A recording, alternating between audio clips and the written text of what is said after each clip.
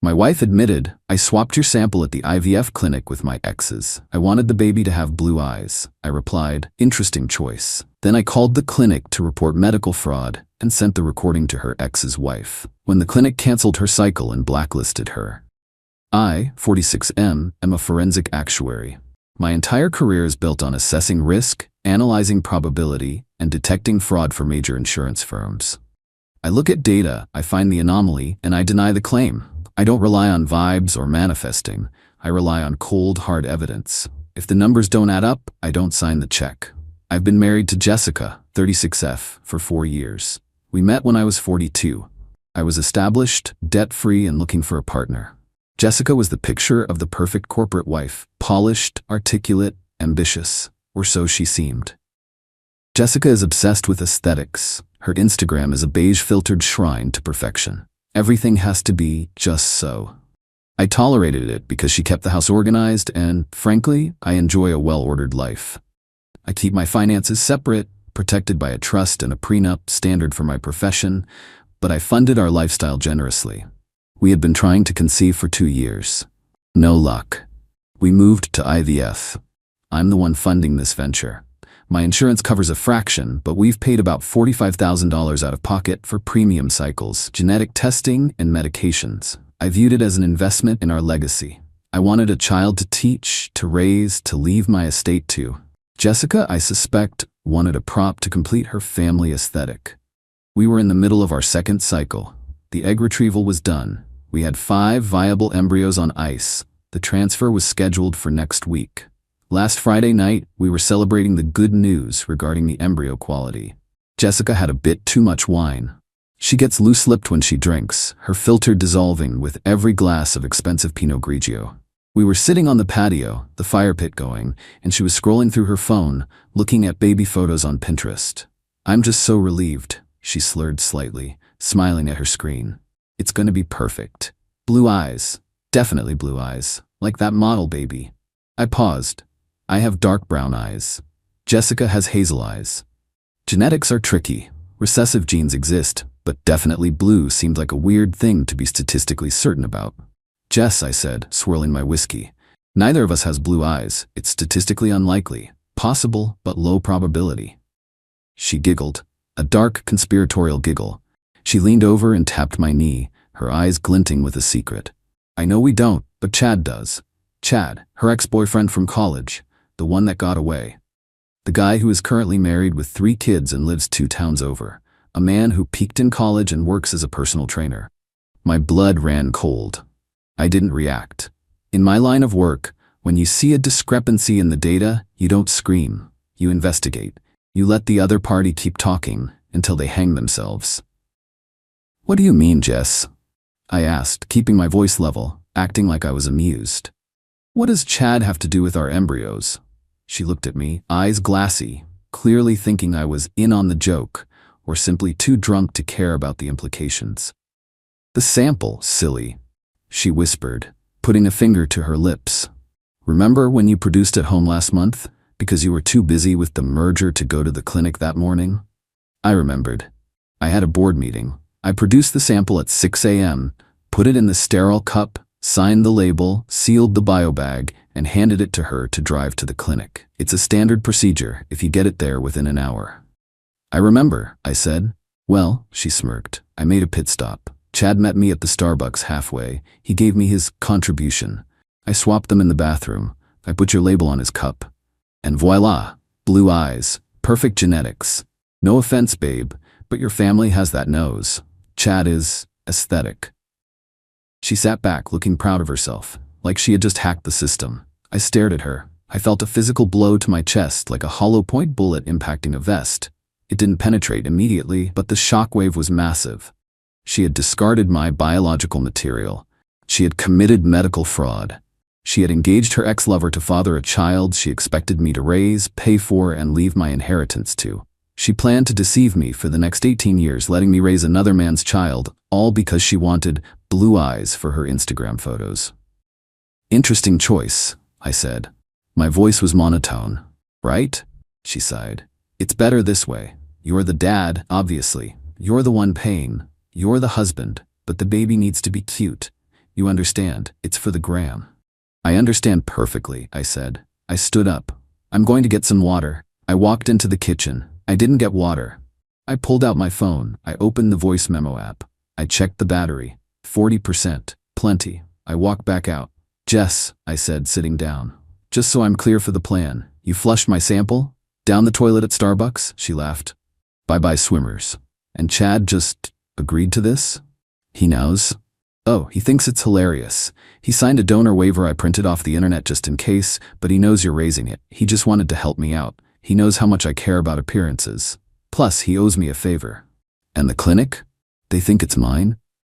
Of course. They didn't check ID on the cup content, Mike. They just took the bag from me. I signed the drop-off form. Easy peasy. Got it, I said. Blue eyes. Smart. I stopped the recording. I'm tired, I said. I'm going to bed. She stayed up to finish the bottle. I went to the guest room, locked the door, and went to work. I didn't sleep. I didn't cry. I calculated. Phase 1, the nuclear option. I spent the next 4 hours building the case file. Step 1, the clinic liability. It was 11 p.m., but I drafted an urgent legal notice to the clinic director, the head doctor, and their legal compliance department. Subject, urgent. Medical fraud.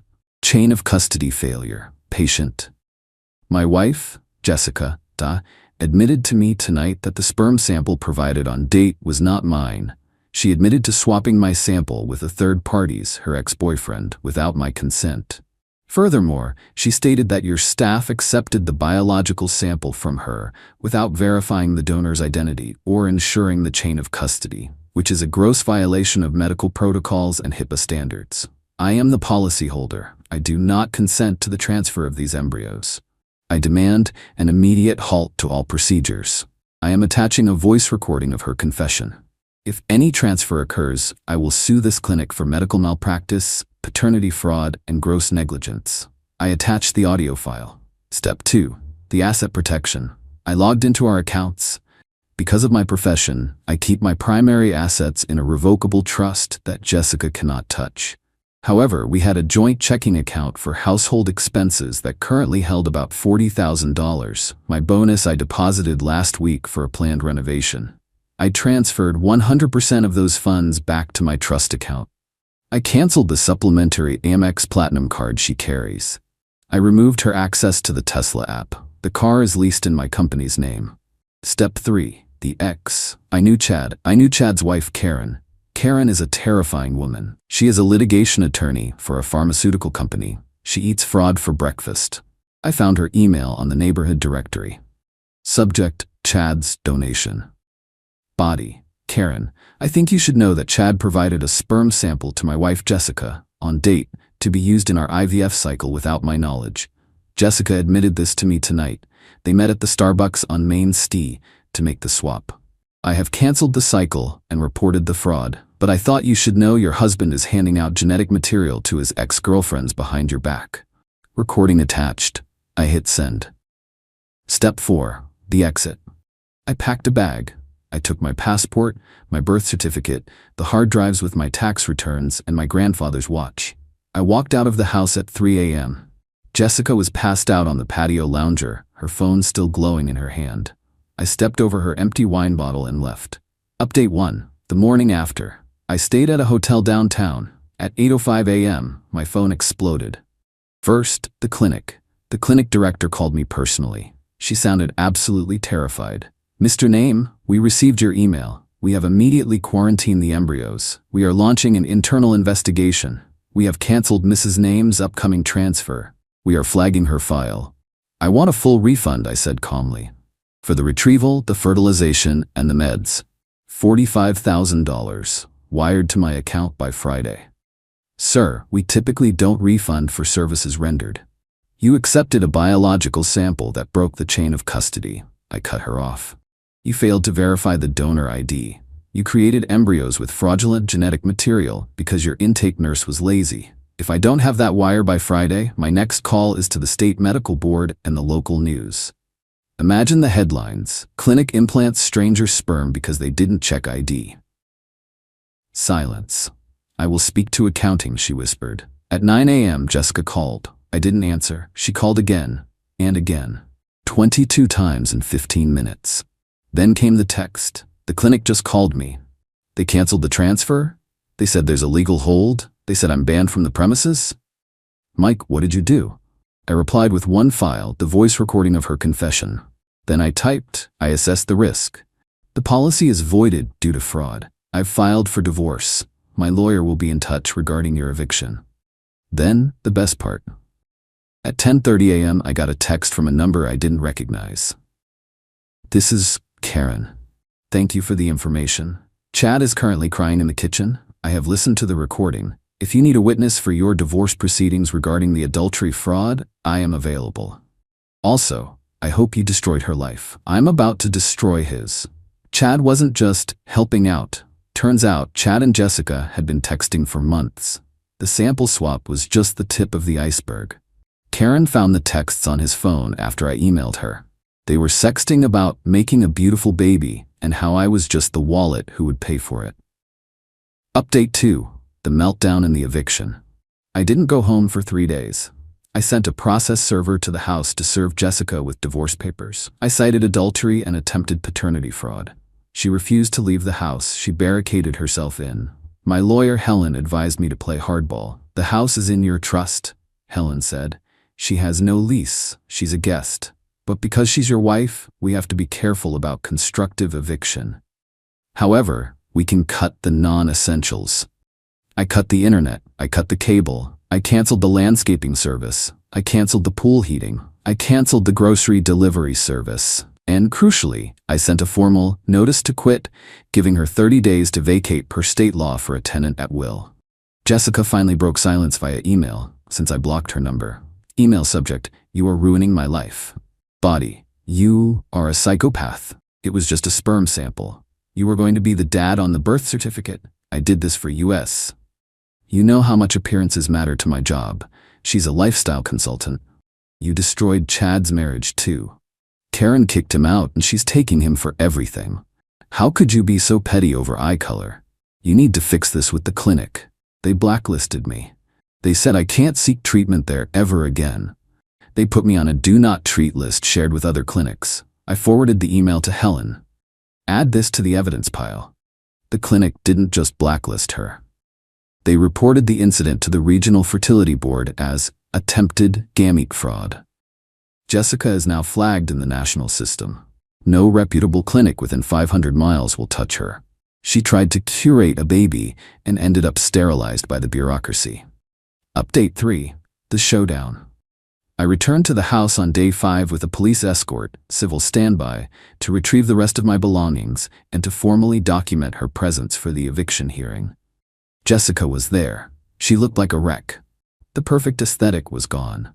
She was wearing stained sweatpants, no makeup, hair in a messy bun, eyes puffy from crying. Mike, she sobbed, rushing towards me. The officer stepped in between us. Mike, please, I'm sorry. I was drunk. It was a stupid idea, but we can fix it. We can use your sample. I still want to have your baby. I'll do anything. You don't want my baby, Jessica, I said, stepping back, looking at her with the same detachment I look at a failed spreadsheet. You made that very clear. You want a prop. And you were willing to lie to me every single day for the next 50 years to get it. But I love you, she screamed, falling to her knees. A theatrical performance for the officer. You tried to trick me into raising your ex-boyfriend's child, I said coldly. That's not love. That's a cuckoo bird strategy. And I'm not a bird.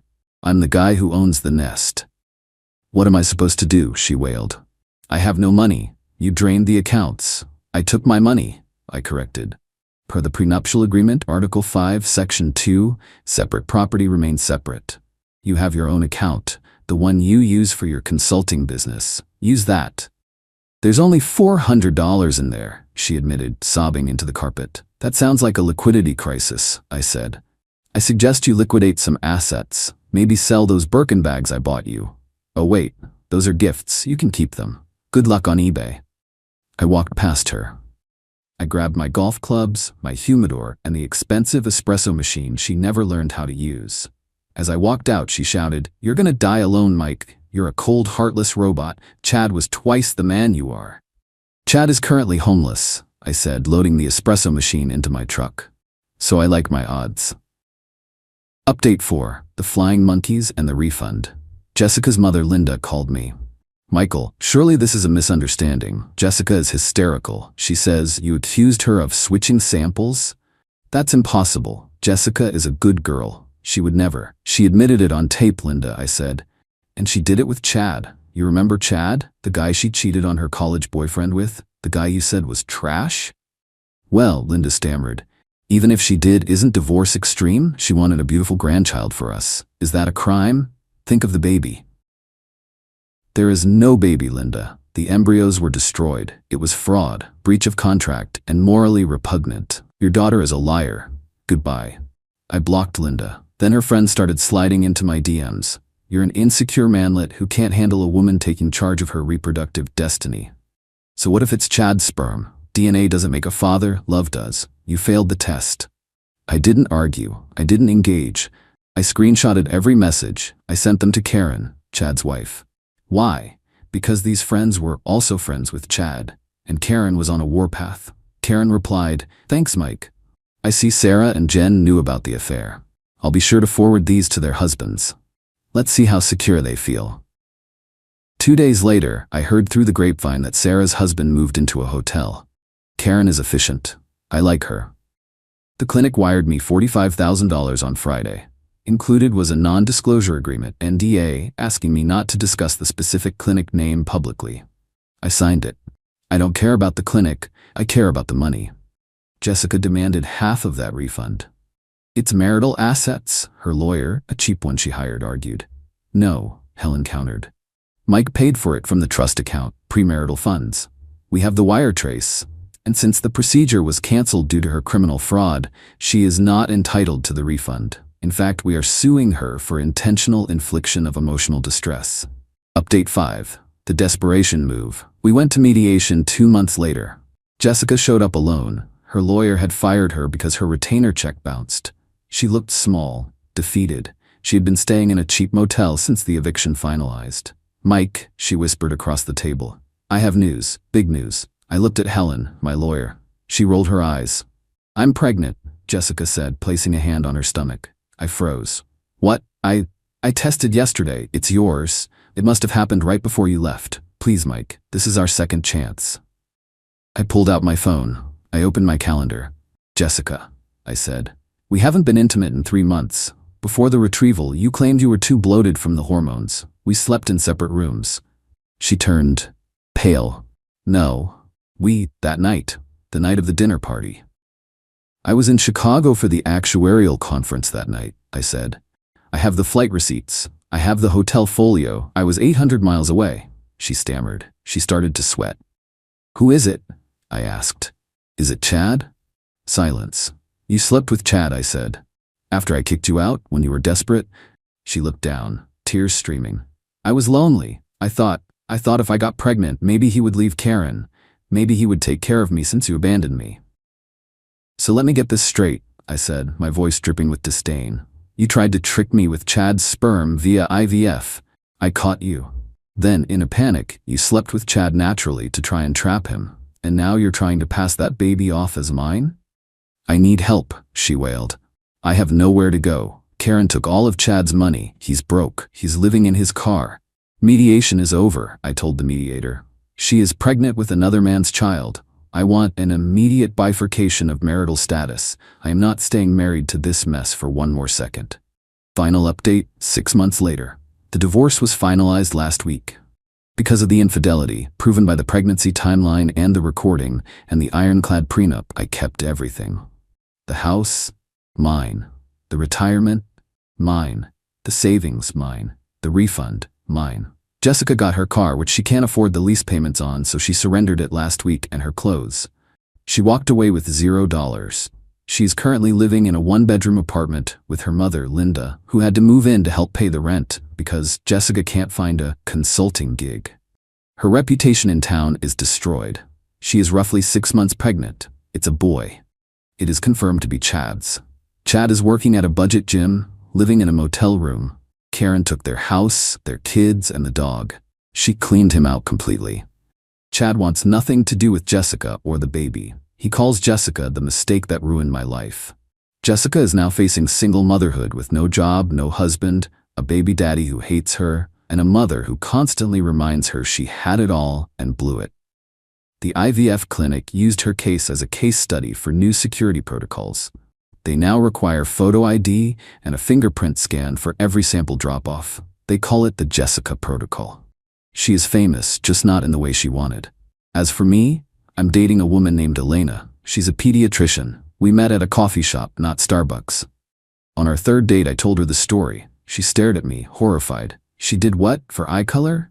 Yep, I said. That's medically insane, Elena said, and sociopathic. Exactly. Elena has brown eyes. I think they're beautiful. We're taking it slow.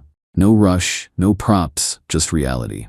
I drove by my old house the other day. I decided to sell it. Too many bad memories. A young couple bought it cash. I saw them painting the nursery yellow. I didn't feel sad. I felt relieved. I dodged a bullet. Actually, I dodged a nuclear missile. Jessica wanted a baby with blue eyes. She got one. But she lost the lifestyle, the husband, the reputation, and the future she tried to manipulate. She forgot the most basic rule of risk assessment. The higher the fraud, the harder the fall. TLDR, wife admitted to swapping my sperm sample with her exes during IVF because she wanted blue eyes. I recorded her, reported her to the clinic for negligence, got a refund, and told her ex's wife. Clinic banned her, ex's wife divorced him, and I left her with nothing thanks to a prenup. She is now pregnant with ex's baby from a post-breakup panic hookup and living in poverty.